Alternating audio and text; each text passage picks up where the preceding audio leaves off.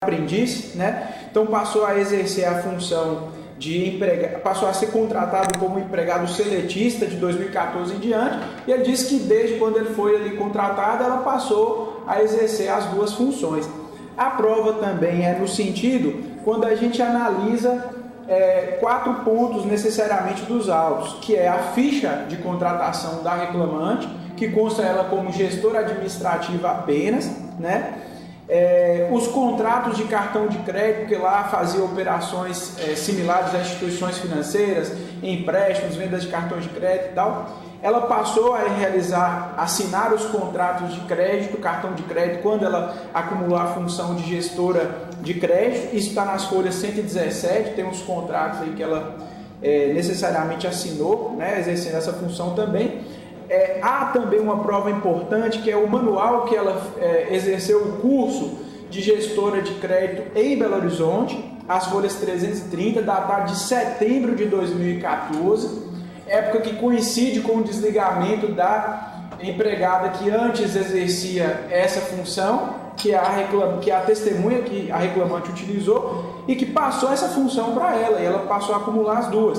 E também outra prova que toca nesse ponto é exatamente o período entre 16 de nove de 2014 e 18 de nove de 2014, em que a reclamante esteve realizando o curso em Belo Horizonte. As folhas 604 dos autos consta lá que ela estava em Belo Horizonte realizando o curso para gestora de crédito, né?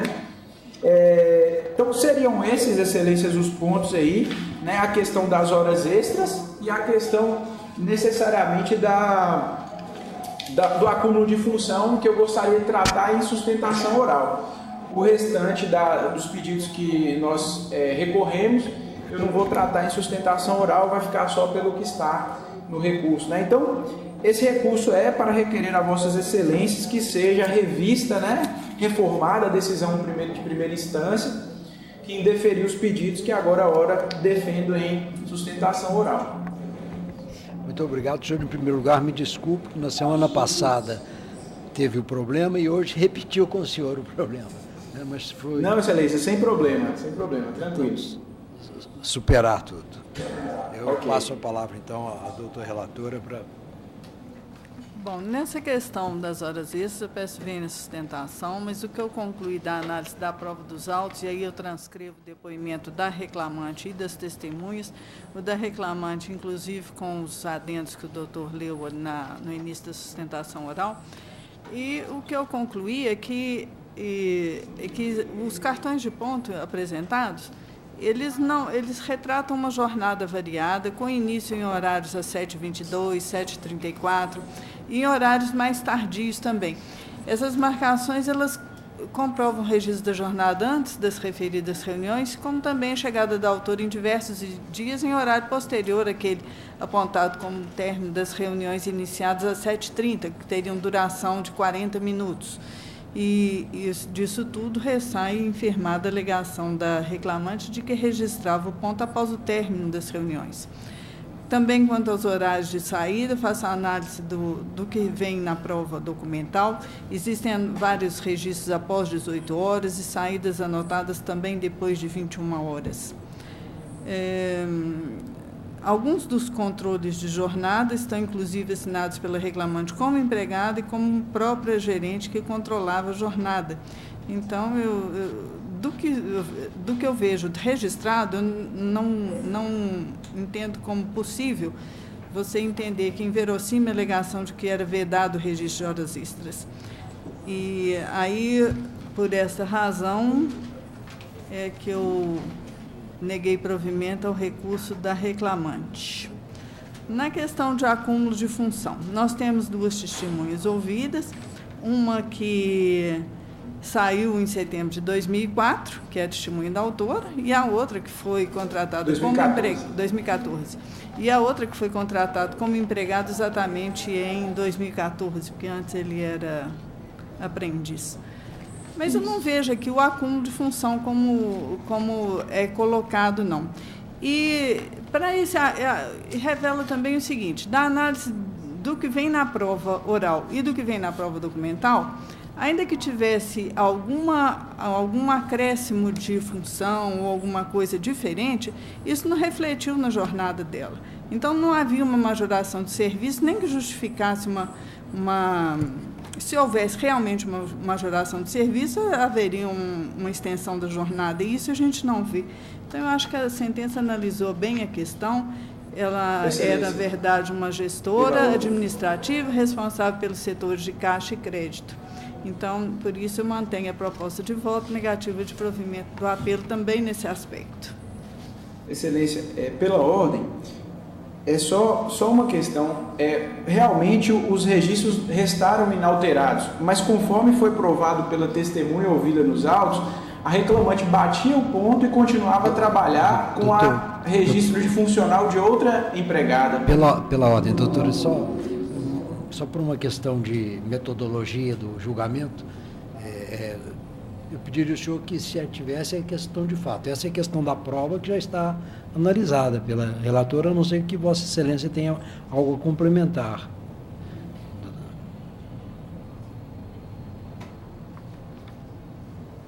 Não, é só esse acréscimo mesmo que eu tinha feito a análise da prova no voto, eu não vejo razão para modificar a sentença nesse aspecto. Pois não, doutor Antônio. Acompanha a relatora. Eu também acompanho a relatora e digo até que eu fiz uma leitura até um pouco, vamos dizer assim, mais enfática do ponto de vista da relatora com relação à credibilidade dos horários, porque o depoimento da reclamante, ela fala de uma forma que para mim pareceu bastante clara, que a orientação era de não realização de horas extras, não era de não marcação. E isso me chamou muita atenção, porque mais adiante uma outra testemunha fala que se fizesse mais de 2 horas, era até divertida. Não era divertida porque marcou, era divertida porque fez 2 horas. Então, como tem cartão de ponto, registrando jornada, saída às 21 horas, entrada às 7 e pouco da manhã, nesses casos, a ponderação que se faz entre a prova documental e a prova testemunhal, a prova documental tem que prevalecer. Data vênia. Então, eu peço vênia, a brilhante sustentação, mas estou acompanhando a relatora. E assim se decide. Obrigado, Excelência. Bom trabalho. Igualmente, doutor. Com início a sessão designada para as 14h10 de relatoria do Dr. Antônio Neves de Freitas. Observando a precedência das inscrições e os advogados presentes, o primeiro processo é o 34 da pauta, é o RO número 12.095-80-2016. Recorrentes Giane Pinto de Oliveira Delgado e Associação Salgado de Oliveira de Educação e Cultura, recorridos os mesmos. Inscrito para a sustentação oral, Dr. Vitor Hugo Santiago Lobato de Campos, pela recorrente Associação Salgado. Doutor Antônio Neves. O meu voto no seguinte sentido: conhecer dos recursos, no mérito, dar provimento parcial ao recurso da reclamante para conceder-lhe os benefícios da justiça gratuita e isentá-la do pagamento das custas processuais, além de absolvê-la do pagamento dos honorários vocatícios. E nego o provimento ao recurso da reclamada. Boa tarde à egregia turma. Eu peço vênia para discordar do eminente relator, chamando a atenção para a questão do adicional de insalubridade, do qual restou claro se a reclamante prestava as suas atividades que ensejasse o pagamento do adicional em grau médio. Ela já recebia em grau mínimo, ela era fisioterapeuta, permanecia o maior tempo em sala de aula, orientando alunos, recebia os equipamentos de proteção individual e, com isso, a reclamada pede para que a exclusão da condenação do adicional em grau médio. E quanto ao desvio de função e as diferenças salariais, reforço os pontos do recurso, no sentido de que ficou demonstrado que a reclamante desempenhava funções que eram diferentes das funções desempenhadas pelos professores que são contratados pela reclamada, a sua forma de contratação foi diversa, bem como ela não tinha permissão para fazer as funções que eram privativas, vamos dizer assim, dos professores, quais sejam de avaliação, de ministrar aulas, entre outras que são próprias do professor. Quanto também ao argumento de que ela participou de reuniões, essa questão de chamar os fisioterapeutas na reclamada, isso tem como objetivo de melhorar a coordenação do curso, bem como das atividades dos fisioterapeutas com os professores, para que as atividades fiquem mais claras, mais estabelecidas para os alunos. E nos demais temas de FGTS e férias, e dobra das férias mais um terço, eu mantenho as razões de recurso. Peço. Esclarecimento, doutor. Com relação à insalubridade, realmente o laudo pericial, ele abordou a situação da seguinte forma: nas diligências do perito, ele constatou que a reclamante, além de fisioterapeuta, ela acompanhava os alunos, né, em alguns procedimentos, e esses procedimentos eram realizados com pacientes, né, com doenças infecto-contagiosas. Então, com base no laudo, eu acho que não tem outro elemento que afaste essa conclusão do laudo. Da mesma forma, a questão do acúmulo de função. No próprio laudo, o próprio laudo apresenta elementos que permitem a conclusão de que ela realmente foi desviada de função. Além de ser fisioterapeuta, ela atuava como preceptora dos alunos, né, no hospital pronto-socorro. Então, eu não vi também como reformar a sentença nesse ponto. As férias, ficou claro aqui para mim, na prova documental, que as férias períodos de 2010, a 2011, 2012, né, e 2012 também, ela saiu, gozou as férias, mas ela recebeu, né, o pagamento com atraso. Então, com base no artigo 145 do CLT, né, ela tem direito de receber a súmula 450 do TST, ela tem direito de receber o valor, as férias, novamente, né. Fundo de garantia também, não é nada a alterar, né. O ônus era do empregador, com relação a regularidade dos depósitos. Não foi feita a prova e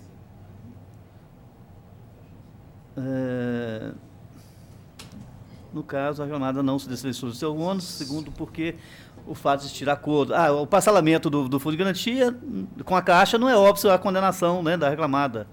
O empregado não pode ficar prejudicado por um acordo feito com o terceiro. Então, o meu voto é nesse sentido. Excelência, pela ordem, só esclarecer um ponto com o eminente relator. Quanto às férias, houve um pedido de limitação quanto à dobra, porque já houve o pagamento, só para evitar eventual interposição de marcos de declaração, para ficar se a condenação se atém quanto à dobra ou se é o dobro das férias, porque houve esse pedido de limitação. No caso aqui...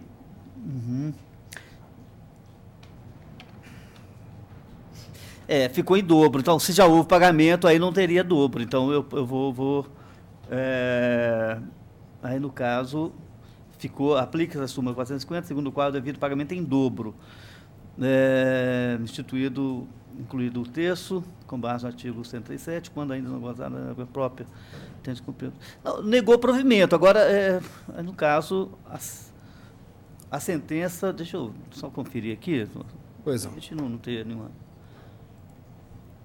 eu vou ter que sair fora aqui. Deixa eu ver se está escrito. Não tem escrito, não.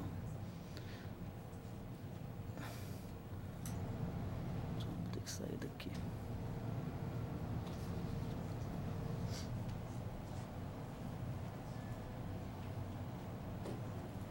Opa, fechei tudo. Só um minutinho.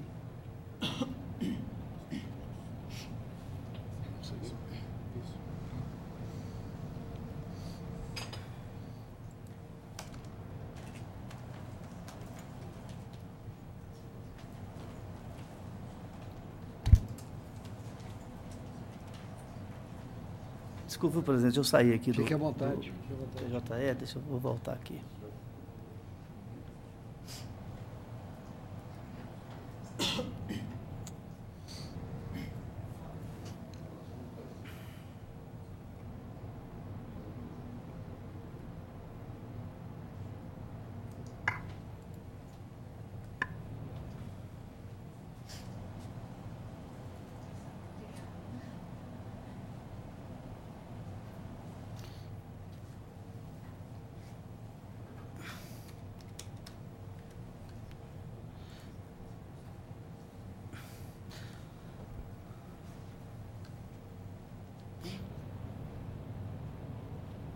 Mudou aqui, como é que é aqui?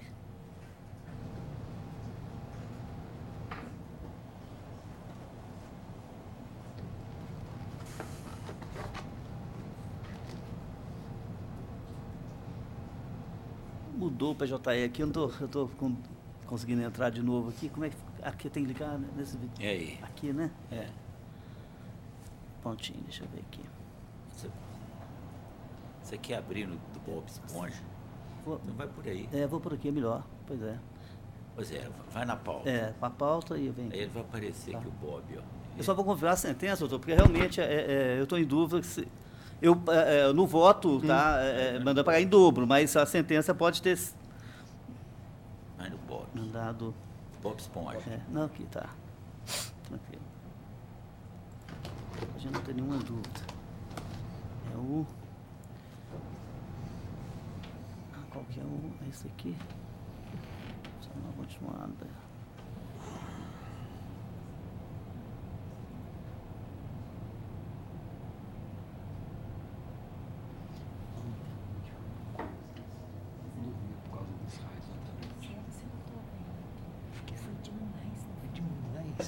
Qual que é o no processo mesmo, Vitor, por favor?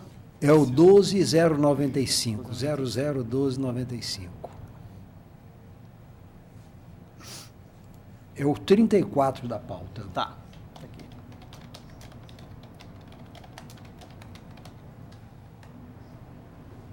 Minutinho. 12095. Vamos pôr aqui.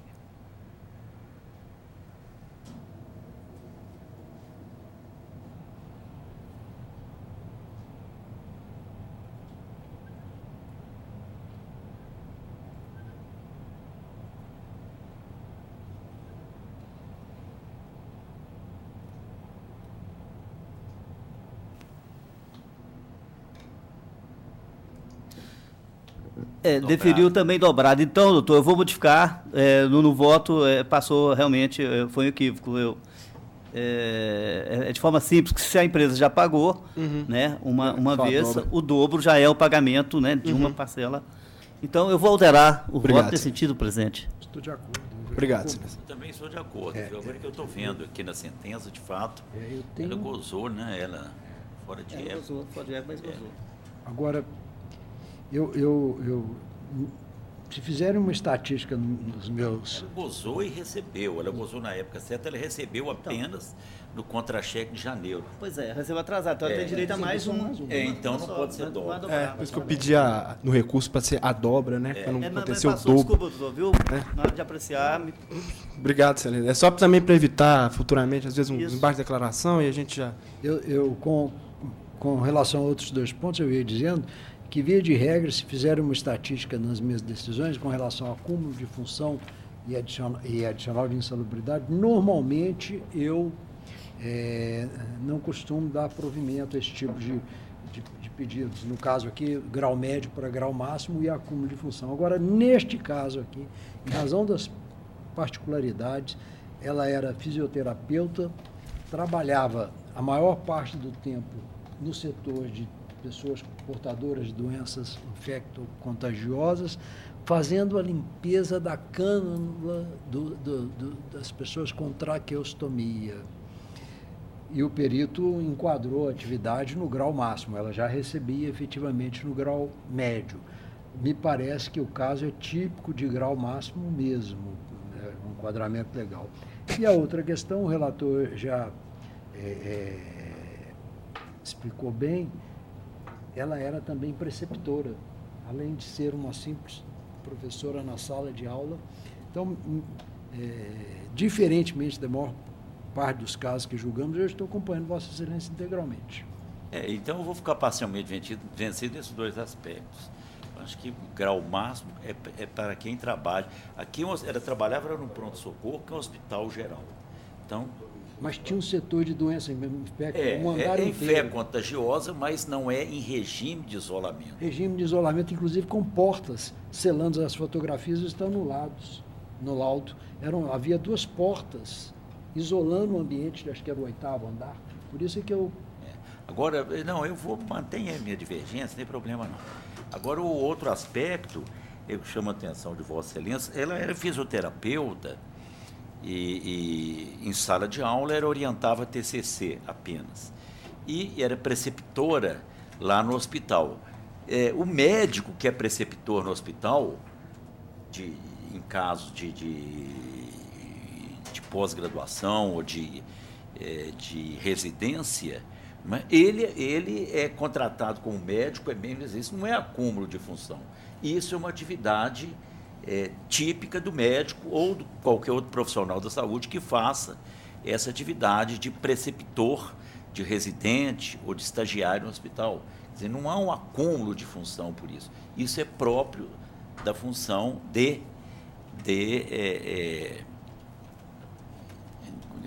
ela era, como é que fala? Fisioterapeuta. Então, eu também fico vencido nesse aspecto. Não daria provimento ao recurso. Vossa Excelência não vai ficar vencido. Eu vou acompanhar Vossa Excelência. Tem razão. O médico, por exemplo. O Hospital das Clínicas. Lá tem vários médicos do Hospital das Clínicas que não são professores da UFMG e são preceptores de residência. Da hora que Vossa Excelência não tem vínculo com a universidade. Quer dizer, tem sim. Tem o vínculo, o aluno tem. Mas lá dentro do hospital é o médico que faz o serviço de preceptor. Não é professor. Pronto-socorro mesmo, Vossa Excelência lembrou. O caso mesmo. Eu cito o caso do Célio de Castro, com quem eu trabalhei muito tempo. Né? Ele era preceptor de residência no Hospital das Clínicas, e ele nunca foi professor da Universidade Federal. No Hospital das Clínicas e no pronto-socorro, ele sempre foi preceptor de residência, foi do meu irmão, inclusive, em clínica médica, no Hospital das Clínicas, que ele não era professor da universidade, ele fazia essa atividade como médico que ele era. E um dos melhores de Belo Horizonte, do Estado. Na insalubridade, eu acompanho no grau máximo o doutor Antônio. Do desvio de função, do provimento para absolver do desvio de função. É para absolver ou para negar provimento? Não, é para dar provimento. Dar provimento. Dar provimento. Eu fico vencido. Isso. E no restante? Exatamente. Mantida aquela questão da dobra, né? Já vou adaptar. Tá certo. Obrigado. Ok. E assim se decide. Obrigado, Excelência. Boa tarde. Processo número 33 da pauta é o ROPS número 11958-63-2017. Recorrente a Cervejarias Reunidas Skol Caracu S.A. e inscrita para sustentação oral por ela, a doutora Ágata Capza Lopes. 33. Eu conheço o recurso do reclamante e do recurso da reclamada também, e não conheço da preliminar de negativa prestação judicional arguída pela reclamada, porque os embargos da declaração por ela opostos foram examinados pelo juiz de origem. No mérito do provimento parcial ao recurso reclamante, para condenar a reclamada ao pagamento de 20 minutos como extras, 20 minutos extras por dia trabalhado, a título de horas itinerantes, com os parâmetros de cálculo lançados em primeiro grau. Eu reitero meus cumprimentos e gostaria de apenas salientar a questão das horas in itinere. Essa matéria ela está sendo objeto, inclusive, de uma ação coletiva, uma ação pública coletiva lá na cidade de Uberlândia. É uma matéria reiterada lá. Semana passada mesmo, a segunda turma manteve uma improcedência acerca do mesmo pedido, uma vez que, apesar da companhia estar localizada em um local um pouco mais afastado, esse local não é desprovido de atendimento de transporte público. E, considerando o disposto da súmula 90, apesar o atendimento parcial ainda assim não justifica o deferimento das horas itinerárias, e também para poder enquadrar dentro daqueles requisitos das horas itinerárias para o deferimento, além de ser fornecido o transporte pela reclamada, tem-se também que não havia a dificuldade, a inexistência do transporte público havia. Nós comprovamos através de documentação, através de prova testemunhal, inclusive a testemunha ouvida, a rogo do autor, ela confirmou a existência desse transporte público. Inclusive, foi matéria que nós arguímos, pedimos a juntada de uma ata sobre a divergência dos depoimentos, em que essa testemunha, em outro processo, disse uma coisa, nesse processo, disse outra. Foi deferida a juntada dessa ata, juntamos, para poder comprovar que havia o atendimento. Pode ser, sim, que havia uma incompatibilidade de horários, em razão, mas que, assim, ainda assim, ou poderia haver incompatibilidade para o início ou para o fim da jornada, dependendo do turno que o funcionário estava escalado. Mas que havia o atendimento, havia, ainda que fosse parcial, desse transporte público, razão pela qual nós pugnamos pela reforma da sentença nesse sentido. Eu sou o segundo votante. Senhor presidente, eu vou pedir visto para ver essa questão das horas itinerárias. Eu já tenho uma divergência de saída. E que eu estava acompanhando. Que é os 20 minutos que ele acresce na condenação, que é a TJP 13. E aqui é mais injustificável ainda a data vinda do relator. São 20 minutos apenas que ele espera o transporte fornecido pela empresa. Eu acho que, eu não concordo que quem ganha um transporte e tenha que esperar pelo transporte receba por esse tempo. TJP 13. Mas eu me lembro, lá na sessão, quando se discute, mas o sujeito fica lá uma hora e meia esperando o ônibus para... Agora, 20 minutos só, muito pouco tempo, não dá. Se qualquer ônibus privado... Um ônibus privado é uma hora e tanto, ponto de ônibus. Então, eu absorveria. Agora, eu vou pedir vista, eu estou lendo o voto, eu vou pedir vista para a próxima sessão em relação à hora itinerária. Então, o processo está com julgamento adiado. Ok. Obrigada, gente. Diz o doutor João Bosco. Processo número 3 da pauta é o AP número 10.258-29/2016. Agravante é Cristina Rociane Nicássia de Souza e agravados atualização profissional continuada limitada, também atualização profissional contábil e jurídica e COAD. E também Márcio William Faria de Souza e Cristiane Cardoso de Souza. Inscrito para a sustentação oral, doutor Alexandre Torres da Silva, pela agravante Cristina Rociane, 3 da pauta.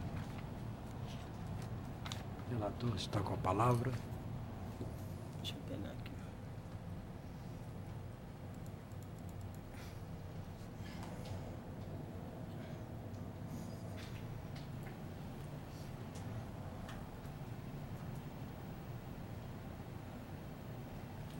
Bem, o meu voto é no seguinte sentido, presidente.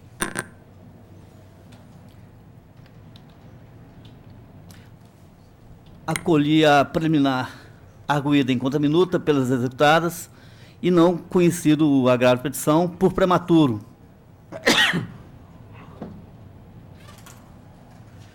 Esse é o julgamento. Cumprimento o ilustre presidente dessa egrégia turma, na pessoa de quem estendo meus cumprimentos aos demais componentes desse julgamento, a ilustre representante do Ministério Público, serventuários, advogados presentes, meu colega Bruno, que vai sustentar na sequência. Excelência, antes de enfrentar a questão processual trazida pelo relator, me sinto no dever de rapidamente ilustrar uma questão fática. Esse processo subiu para julgamento do agravo de petição dia 1º de fevereiro desse ano, faz 2 anos que a minha cliente foi dispensada imotivadamente, não recebeu as verbas rescisórias, sequer as verbas rescisórias, e junto com ela outros 10 empregados foram dispensados também na mesma data, 1º de fevereiro de 2016, e nenhum deles recebendo as verbas rescisórias. Frise-se, sequer as verbas rescisórias. Ainda na própria fase de conhecimento, eu já antevia que a execução seria frustrada. Aliás, eu já tinha absoluta certeza, eu advogo contra essa empresa há 10 anos, e todos os empregados, quando saem, me procuram para advogar, e não foi diferente quando houve essa dispensa em massa. Todos foram dispensados, ninguém recebeu nada, todos me procuraram. Ainda na fase de conhecimento, a gente fez um pedido de tutela de urgência e evidência, e pedindo preventivamente que fosse feito bloqueios de numerários, porque a gente já imaginava que a execução seria frustrada. Foi deferida a medida, foi tentado fazer bloqueio de numerários e não conseguiu. E assim, Excelência, tem se sucedido em todos esses processos que eu tenho patrocinado. Todas as execuções estão frustradas, todas as medidas que foram feitas foram frustradas, e Bacenjude, Renajude, mandado de avaliação e penhora. Para finalizar, nesse caso, depois de exaustivamente tentar todas essas medidas executórias, já sabendo que seriam sem êxito, a gente fez um requerimento de penhora de faturamento, um requerimento não tão comum na Justiça do Trabalho, mas com previsão no Código de Processo Civil e com provisão em orientação jurisprudencial do TST e orientação jurisprudencial desse tribunal. De acordo com o respeitável entendimento do relator, a decisão não seria atacável, seria prematura, não sei, ele não externou os fundamentos dele.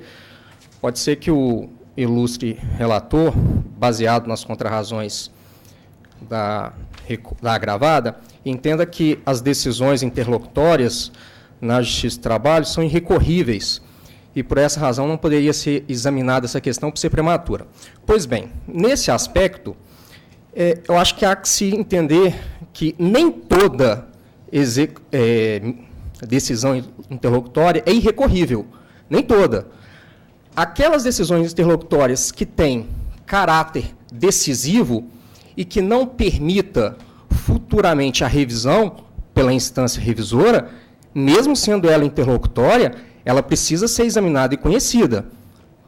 Por exemplo, na fase de conhecimento, se tem uma decisão interlocutória numa audiência, instrução e julgamento, que se indefere a oitiva de uma testemunha, ou ainda na fase de executamento que se indefere a realização de uma prova, naquele momento a decisão é irrecorrível, porque ela permite que aquela decisão seja revista na sequência pelo tribunal. Nesse caso, a decisão agravada, Excelência, ela indeferiu a penhora de faturamento e, se não for examinado e não for conhecido o nosso agravo de petição, essa decisão não comportará revisão futura. Ela tem, sim, um caráter definitivo, ela não é prematura. Porque, acaso o tribunal entenda por confirmar e não conhecer o meu agravo de petição, não dar seguimento a ele, em qual momento que eu vou poder recorrer dessa decisão? Ela vai se aperfeiçoar e vai se tornar definitiva. E eu não poderei futuramente ter o reexame da decisão, porque o juízo monocrático indeferiu, de plano, a questão da penhora de faturamento.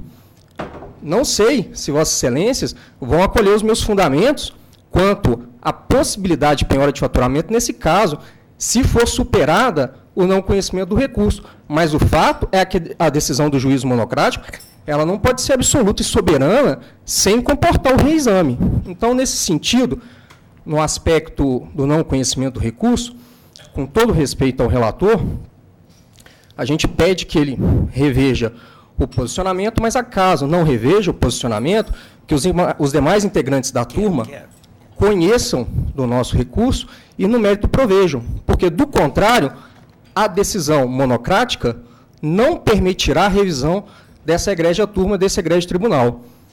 Nesses termos, pede conhecimento do recurso. Senhor presidente, Peralta, Vossa Excelência vai examinar essa questão de admissibilidade antes? Porque eu não sei. Eu posso esclarecer, doutor, realmente eu não... Eu acho que o relator é o doutor Neves, e ele aborda... Eu posso explicar para o senhor, doutor? Eu entendi que não haveria prejuízo porque da forma como foi realizado o procedimento, ficou o contraditório, ele não foi observado. O juiz indeferiu de plano, né? A outra parte não tem a oportunidade de manifestar. Então, eu entendo que essa matéria poderá ser abordada novamente, né? Está no meu voto, né?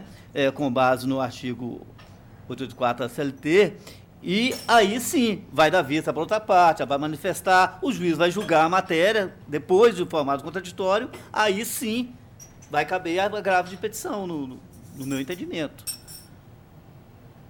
Então, é por isso que eu acho prematuro. Eu entendi prematuro o agravo. Que ela não foi extintiva. Mas eu vou conhecer desse agravo. Olha o que ele está querendo. Eu vi, lendo a primeira leitura que eu fiz. Excelência, pela ordem. Porque, com relação ao conhecimento, se houver voto divergente... Nós vamos dar a palavra para o senhor. O senhor pode sustentar. O senhor vai sustentar. É porque exatamente o voto divergente. Olha o que ela está querendo. Olha, frustrada todas as tentativas de apreensão de bem e de dinheiro, eu quero a penhora de 30% do faturamento da empresa. A juíza disse que não, que indeferia, porque considerando o fim social da empresa e o princípio de que a execução deve se dar de forma menos gravosa, indeferiu. Agora eu pergunto a Vossa Excelência, indeferido, e se nós não conhecemos de recurso, ele não pode mais renovar esse pedido, está superado dos autos, ele não pode mais. Então, essa como disse, é a típica decisão interlocutória, não terminativa, mas que desafia a grave petição. O tribunal tem que dizer se pode ou não haver penhora de 30% do faturamento da empresa. Nós temos que dizer sobre isso, que a juíza já disse que não pode, que ela indefere. Quando mais que ele poderia alegar isso? Então, o fato de não ter havido contraditório não quer dizer nada de data vênia, porque ela negou. O que lhe restava fazer? Ela nem precisaria ouvir outra parte. Ela até poderia ouvir outra parte, se ela quisesse, antes de decidir, para verificar os pontos de vista das duas partes. É isso? Vou verificar, vou ouvir a empresa, ver o que ela diz. Aí eu decido. Não, ela já passou logo a decisão e indeferiu o pedido. Mas está vendo, doutor João? Naquele momento processual, ela indeferiu. A execução prossegue, mas nada impede. Em relação a quê? Se ela já indeferiu a penhora dos 30%? Nesse momento processual. Não, ela já indeferiu. Indeferiu? Exatamente. Eu abri aqui agora a decisão dela, eu abri aqui, ela não está transcrita, eu abri aqui, ó. A decisão dela é a seguinte, aqui está até os embargos.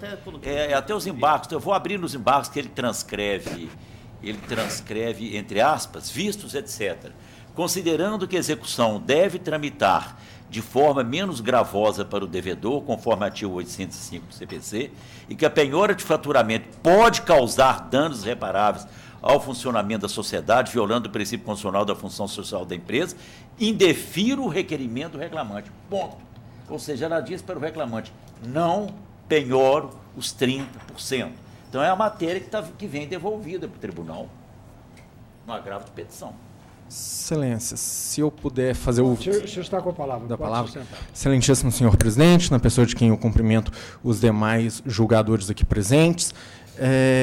Com relação à matéria de conhecimento do agravo, ao contrário do que defendeu o meu nobre colega e que entendeu o ilustre segundo votante, esse caso aqui não houve a perquisição da execução de todos os meios possíveis. Tão somente houve a pesquisa Bacenjude. Algumas vezes, sim, a pesquisa Bacenjude, que voltou negativa, mas não houve tentativa de renajude, não houve nenhuma outra tentativa de penhora ou execução de bens. Inclusive, quando intimado a dar bem em garantia, foi oferecido bem em garantia, até foi dado bem em garantia, onde a juíza de primeiro grau entendeu por não receber os bens, por não respeitar a ordem de preferência.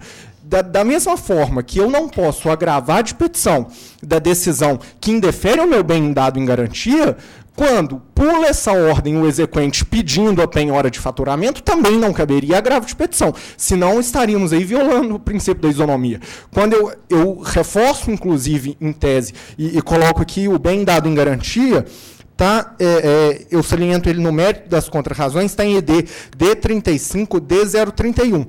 Foi dado o bem em garantia, nessa execução, divergência com relação aos cálculos, quando as executadas oferecem um bem em garantia, afirmam que vão embargar de execução, porque não concordam com os cálculos homologados, não foi aceito o bem dado em garantia e passou o seu Bacenjude. Somente no Bacenjude, tentado algumas vezes, porque de fato é uma execução de valor muito superior e que a empresa em dificuldade financeira não tem os valores disponíveis em conta no momento, não foi possível realizar o Bacenjude. Não houve pesquisa Renajude, não foram aceitos os bens em garantias ou sequer expedido mandado de penhora e avaliação na sede da empresa ou em outras filiais. Passou-se, então, ao pedido de penhora de faturamento de 30%, o que realmente, a meu entender, e peço que sigam o voto do eminente relator também, nesse caso, não há o porquê e nenhum prejuízo à parte,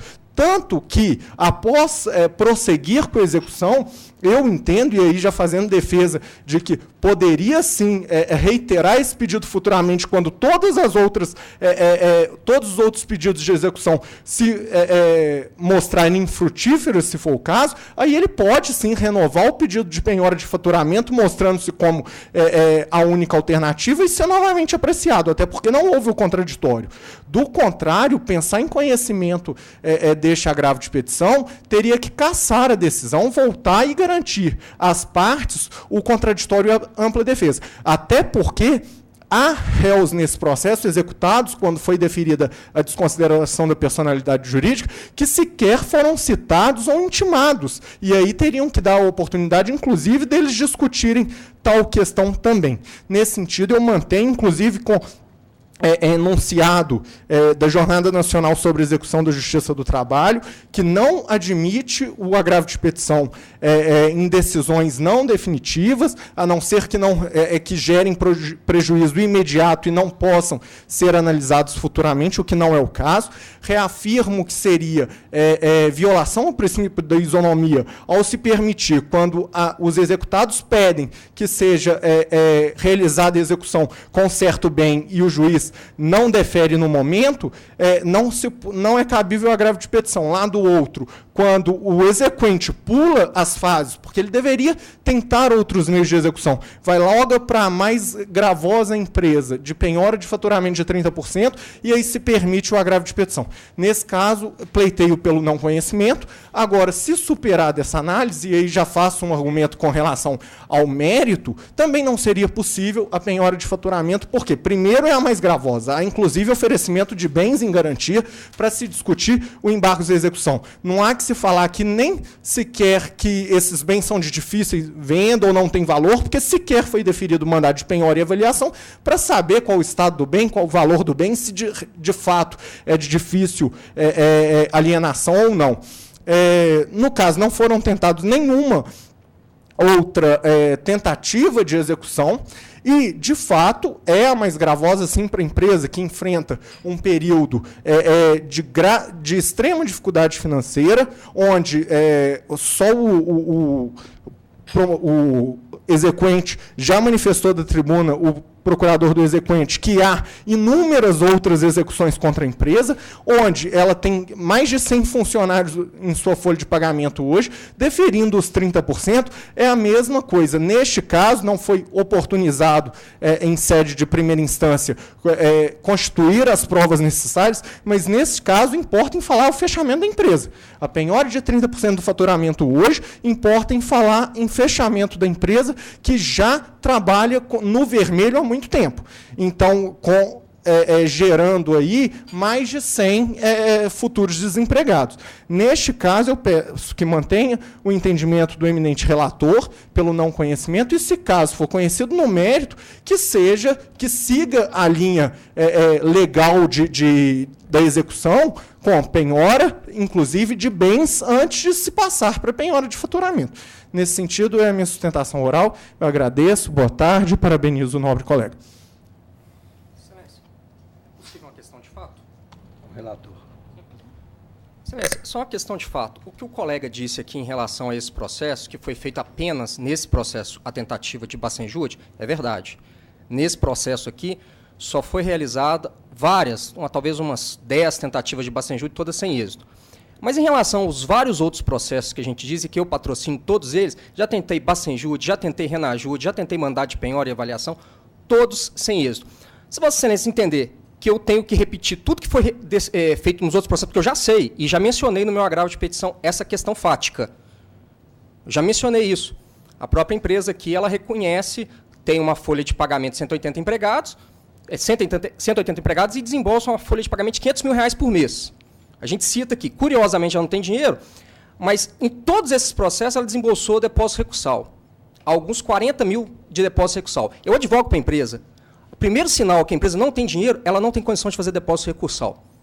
Primeiro sinal, ela não tem condição de fazer depósito recursal. Nesse caso aqui, ela fez depósito recursal de todas, inclusive 10. Mas na hora que chega na fase de execução, eu tento medida em todos os outros processos e não consigo. Agora, de fato, nesse, foi só feito Bacenjude. Nos outros, eu fiz todas as medidas. Tentei, obviamente, da mais fácil para mais difícil. Recentemente, o próprio colega pode me desmentir aqui, foi quebrado o sigilo bancário dela no processo da 38ª vara. Nos extratos que vieram no processo, não vou entrar em detalhes porque está sobre o manto do sigilo, ela movimentou em 30 dias em torno de R$1 milhão. Então, é uma questão fática. Enfim, não sei se o recurso vai ser conhecido, mas sendo conhecido, a questão fática e de mérito, ela precisa ser sopesada nesse sentido. Senhor Gilemão, uma indagação aos senhores. Depósito recursal foi levantado? Foi. Esse processo foi. 8 mil e pouco. 8 mil e pouco. Foi. Nos outros processos que eu falei, alguns já foram feitos até agravo de instrumento nesse tribunal, ela desembolsou em alguns processos que 40 mil de depósito recursal. Então, doutor, o próprio colega disse que tem que respeitar a ordem de preferência da penhora, mas ela indicou aí para a penhora bens de nenhuma ou de pouca liquidez. O artigo 805 do novo CPC, no parágrafo único, diz que se for deferida uma medida mais gravosa, a executada tem que apresentar outra mais eficiente e menos gravosa para ela. Indicar máquina velha para penhora é ganhar tempo. Eu quero vista para a próxima. O senhor também quer, doutor? Eu quero. O processo para mim está desvendado. Eu só quero dizer uma coisa, porque para mim é uma questão que nós já temos que resolver já. Eu conheço do agravo de petição. Eu conheço. Agora, com os elementos que vieram da tribuna, eu vou conhecer do agravo. Com os elementos que vieram da tribuna e que estão nos autos, nós temos que julgar o mérito. Porque ninguém, com todo respeito, ninguém vai me convencer do contrário. A juíza já disse que não defere penhora de 30% dos rendimentos da empresa. É uma decisão interlocutória? Mas desafia agravo de petição. Porque ela já definiu. Ela não pode, o processo não anda para trás. Ela não pode lá na frente falar, a parte pedir, é uma decisão que já fechou para as partes essa possibilidade de penhora de rendimento da empresa. Então, eu conheço o agravo. Agora o mérito é outra coisa. O problema, desembargador... O mérito pode ser o que Vossa Excelência diz. Aí eu não vou adiantar a minha decisão, mas eu já tenho minha decisão na cabeça, já olhei todo o processo. O mérito pode ser o que Vossa Excelência diz ou pode ser o que Vossa Excelência diz. O mérito é lá na frente. Eu vou pedir vênia, o senhor vai querer vista também? Eu vou pedir. Nós dois, Nós dois, vista para... Porque eu estou vendo aqui, presidente, que no caso eu entendo que a exequente pode ficar até prejudicada aqui, porque nesse processo só foi feito Bacenjude.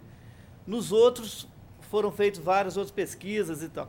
Então, nesse processo aqui, tinha que ter alguma informação a respeito disso nesse processo. Do Bacenjude, aqui... Só o Bacenjude. Nesse processo, só o Bacenjude. Deu R$51. Então, por isso que eu entendi que está iniciando a execução ainda. Mas o doutor trazendo essa informação de que em outros processos foi muito mais além. Mas aqui já até desconsiderou a personalidade jurídica. Não está iniciando. A execução velha já desfez a personalidade jurídica, houve os recursos expressa de penhora de bens, já houve mandato de segurança.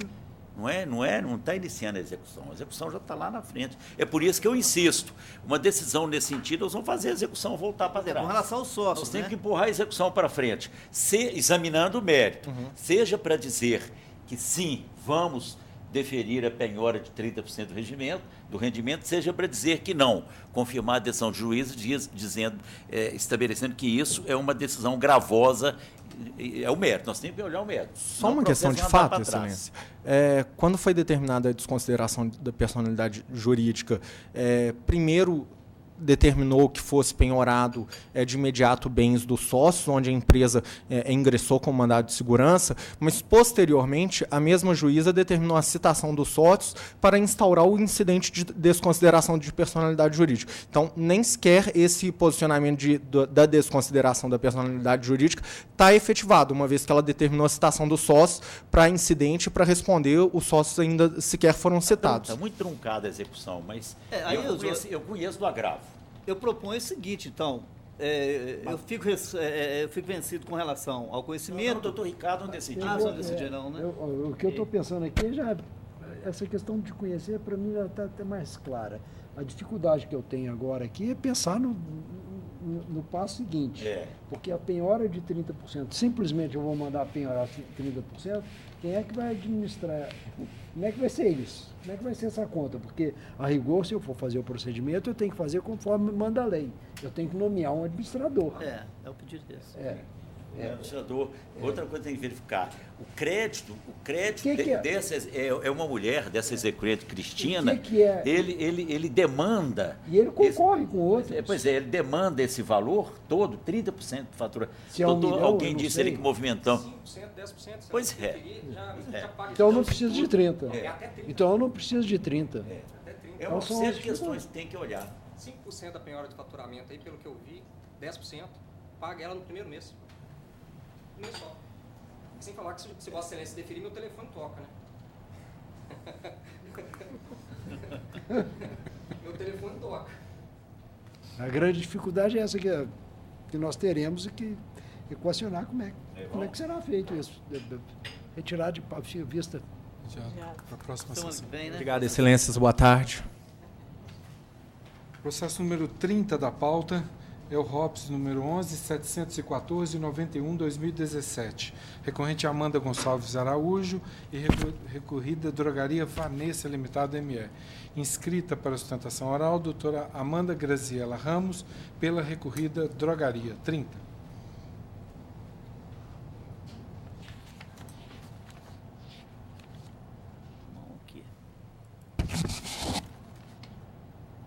Relator? Está aqui. Esse caso é um pouco complicadinho, porque é o seguinte, eu conheço do recurso, rejeita a preliminar de não conhecimento do recurso, né, da reclamante, então conheço o recurso e dou provimento parcial para conceder à reclamante os benefícios da justiça gratuita e isentá-la do recolhimento das custas processuais. Só esse provimento. Só esse provimento. Só esse. Okay. Satisfeita? Sim, muito embora acredite realmente que não era o caso de conhecimento, mas nesses termos. É unânime, né? Só uma coisa, eu não vou nem ressalvar meu ponto de vista. Eu verifiquei sentença posterior à reforma, em princípio, meu entendimento ordinário, eu não conheço, mas eu já me curvei o entendimento da turma. Só ressalva de fundamento, mas eu não vou... Eu estou aplicando junto com a turma o princípio da não decisão surpresa. Porque, né? Só uma coisa que eu gostaria de salientar, Excelências, boa tarde a todos. Boa tarde. É a questão da majoração da multa de litigância de má-fé, nesse caso, que eu pedi em contra-razões. O relator apreciou essa questão. Ela já está apenada. Já está apenada. Sim, sem dúvida. Apenada e já está pelada, porque ela não vai ter o que pagar.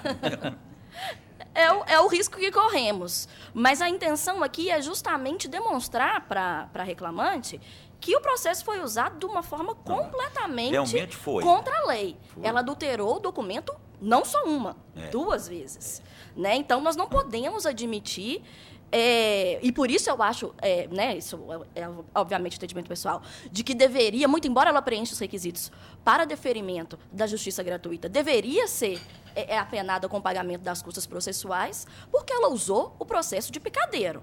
achando que nós, contribuintes, temos que arcar com as brincadeiras que ela fez. Eu faço esse discurso todo data dia vênia, aqui. né?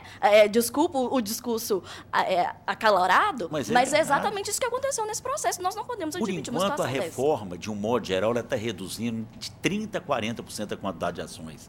Ainda tem picaretagem ainda nesses 60 restantes, mas já reduziu.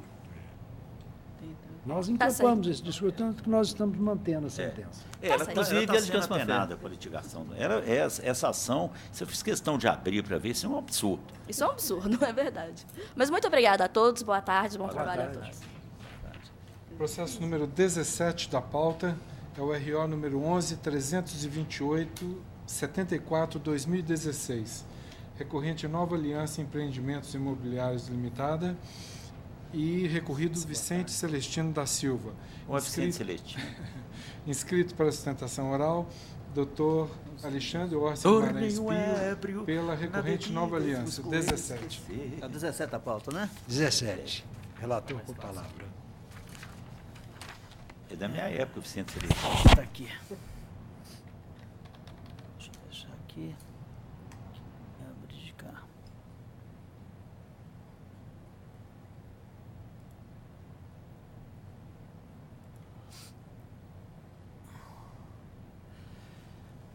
Nesse processo, o meu voto é no seguinte sentido.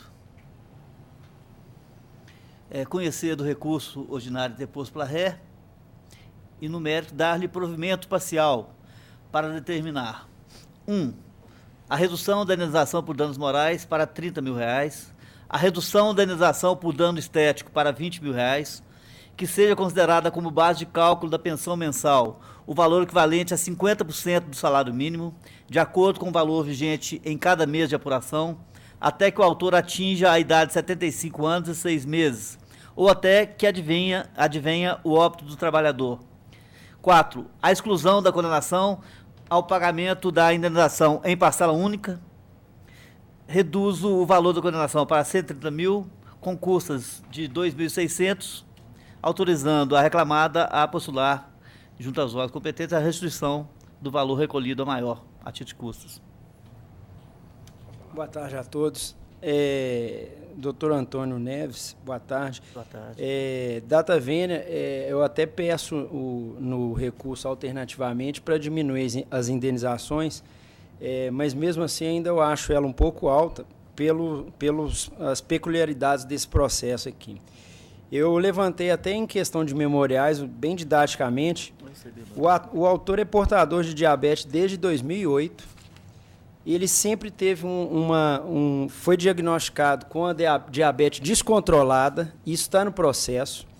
O autor já tinha o dedão esquerdo amputado, que foi através de um acidente de doméstico. Em setembro de 2015, ele teve um acidente doméstico e machucou o dedão do pé direito, que posteriormente foi amputado. Logo depois, em setembro de 2015, setembro de 2015, ele teve o dedão machucado no acidente doméstico e ficou infectado, inclusive tomando antibiótico. Em dezembro de 2015, 3 meses depois, a taxa de glicemia dele era 178. Ou seja, além de ter amputação lá atrás, ele teve um acidente doméstico, ele manteve, ele não se cuidou e continuou vivendo a vida que ele vivia lá. Eu presumo que ele não controlava, até mesmo porque foi diagnosticado que ele teve uma diabetes descontrolada.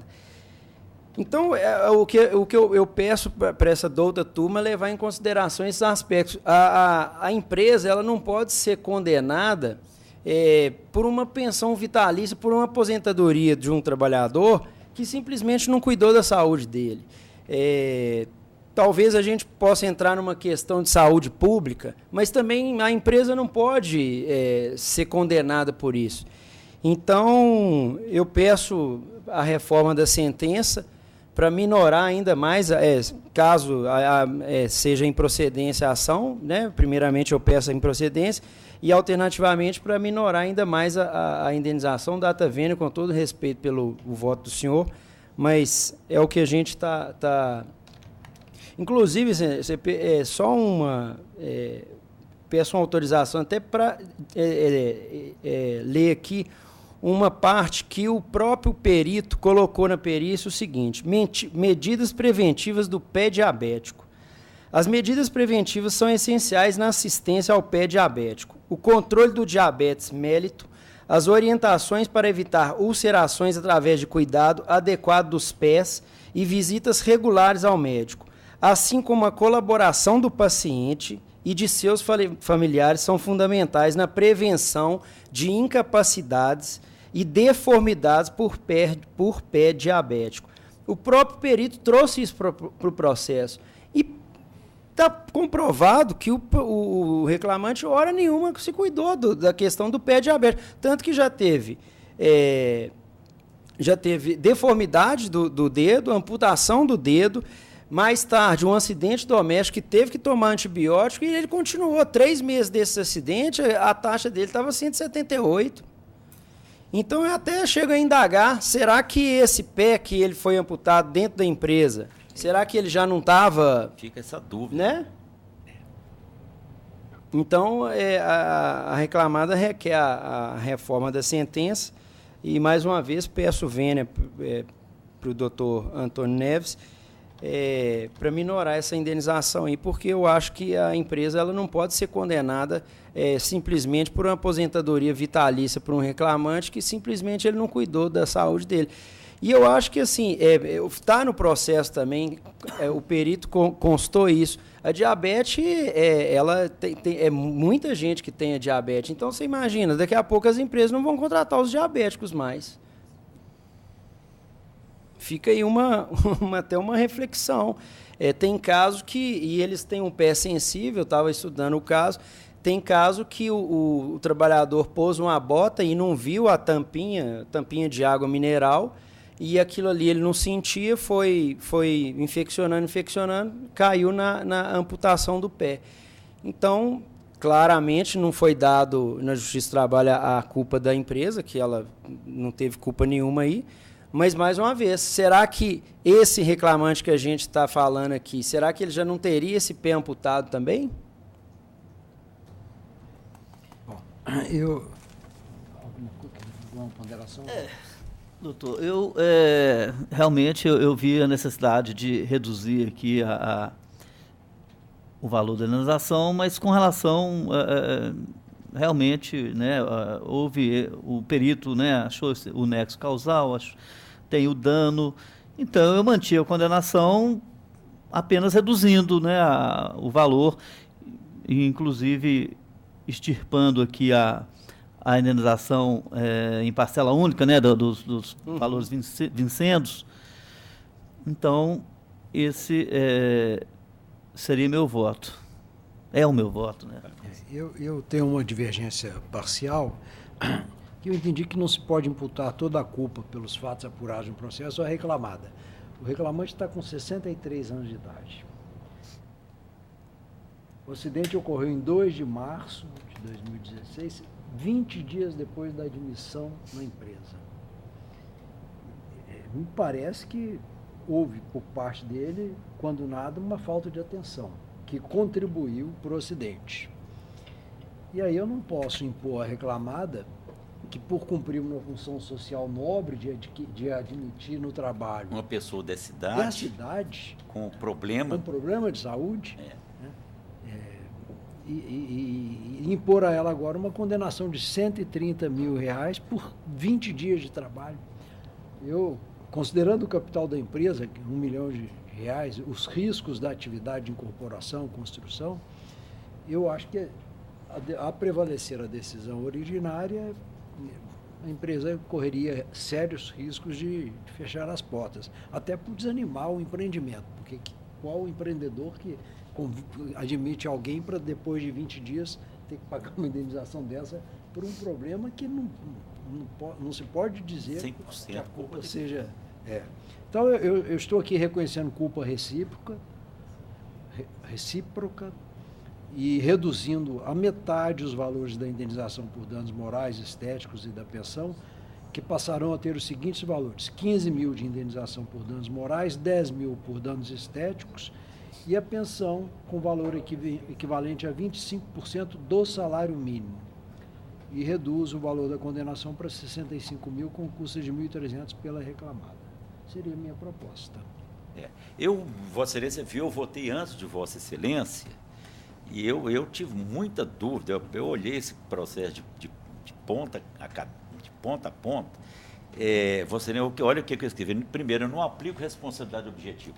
O sujeito, na verdade, não há risco nessa atividade dele que justifique a aplicação da teoria de responsabilidade objetiva. Também não aplico. Definitivamente. Então, eu já devia do eminente relator e da sentença nesse aspecto de fundamentação. Não há responsabilidade objetiva para esse caso. E agora, eu coloquei em princípio, de acordo com a condenação, mas discutir em sessão principalmente de valores. Porque eu também estou entendendo, lendo o laudo, eu cheguei à mesma conclusão da sustentação oral. Ele não está nem aí para a saúde dele. A empresa admitiu uma pessoa doente, idosa, eu vou dizer idosa porque eu vou fazer 64 anos. Agora eu me considero idoso, eu passei de 60, eu sou idoso. Admitiu uma pessoa doente, idosa, quer dizer, eu acho que ela cumpriu um papel social muito importante, interessante, porque não, né? E ele não colabora, porque ele não contribui para a melhora da saúde dele. O acidente, houve uma parcela de culpa da empresa, porque que bota é essa? Que pisou num prego e o prego varou a bota, né? Perfurou a bota. Então, essa bota era, digamos, inadequada. Agora, se ele não tivesse com esse problema de saúde agravado, como ele está, por descuido dele, ele não chegaria a essa situação de amputação do pé. O perito deixa isso muito claro, que a situação da diabetes dele é muito melindrosa, porque ele não cuida. Então, eu vou acompanhar essa flexão que o Dr. Ricardo Morhalen faz, e eu até prefiro, considerando a idade dele, ele já deve estar aposentado a essa altura, porque ele vai aposentar. Se ele está encostado, não é isso? Ele está aposentado por invalidez. Por invalidez. Ele já está aposentado. Para não ficar essa pendência lá na empresa, eu converteria, sabe, esse pensionamento dele, um pagamento único, e pagar isso de uma vez. Eu não tenho objeção, não. O meu único receio. O problema que não requereu, né? Meu único receio é advogado. Me perdoem, Vossas Excelências, não estou me referindo a Vossa Excelência, porque advogado fica de olho, né, para ir lá e pegar 30%, 40%, 50%, ou 60%, como acontece aqui, né? O problema não foi requerido, né? Mas o juiz pode. Eu entendo que é mais gravoso para a empresa. Sabe aí, os advogados entram em acordo. Deixa o pensionamento, aí de repente entra no acordo. É melhor para a empresa pagar parcelado que pagar de uma vez. Para ir no Sejusc aqui, homologa o acordo no Sejusc. Eu vou acompanhar os valores. Eu vou encampar a divergência do Dr. Morhalen e vou adaptar o voto. Felizmente, ele não cuida da saúde dele. Não cuida, não. A saúde dele é gravíssima, o estado de saúde. Mais cedo ou mais tarde ele ia ter algum outro membro amputado. Eu não tenho dúvida. Essa amputação decorreu especificamente desse fato, do acidente, ou ele já estava numa situação Exatamente. Porque até na perícia tem, né, que o próprio dedo dele estava com casquinha amarela, infeccionado. Eu vi, o laudo é muito bem feito, é um laudo. O laudo é muito bem. Então ficou. Então eu vou adaptar o voto nos termos da divergência. É unânime. Unânime. Só os valores? Os valores, então eu vou repetir. 15, 10. 15 danos morais, 10 danos estéticos. E 25% do salário mínimo. Tá ótimo, excelência. Obrigado, gente. Boa tarde. Boa tarde. Então o pensionamento vai. Não define agora. Não. Ok. Do jeito que está. Qualquer um. Só um instantinho, caiu aqui.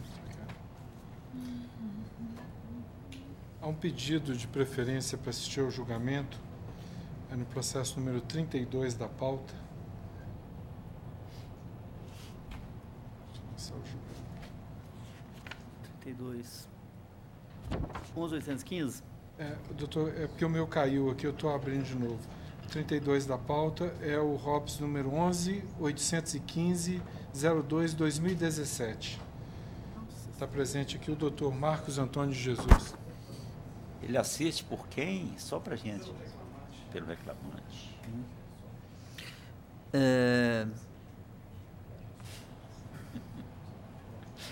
Tá, conheço o recurso, o reclamante. E no mérito provimento parcial. Provimento parcial para excluir a condenação ao pagamento dos honorários locatícios comerciais. É isso. Quanto ao mais, nego o provimento adotando as razões decididas da sentença. Deu provimento para absolver dos honorários. Eu coloquei essa observação. Eu vi que. Você viu? O que é de só por causa de quê? Porque eu vi esse livro. Esse livro me chegou pelo correio. Ponta a ponta o livro é contrário à reforma. Então, eu nunca citaria um livro desse. A doutora Maristela está lá, ela nem sabe o que é, né? Não, estou aqui fazendo outras coisas. João, quando eu fiz... eu estava lá o livro, com todo respeito, é um libelo contra a reforma de ponta a ponta.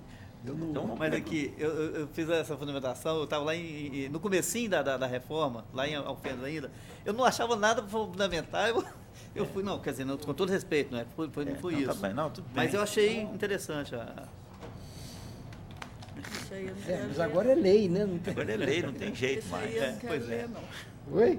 Estou mantendo até hoje também pelo tempo. Não adianta, vou ler um livro que não vai adiantar. A pessoa escreve só para desabafar, é lei, não adianta. Nem me passa pela cabeça. Aí eu lembro. Você quer que tire? Não quer que tire, não. Aliás, Vitor, pode tirar essa ressalva minha aí. Tirar? Okay. Eu coloquei só para, digamos, consumo doméstico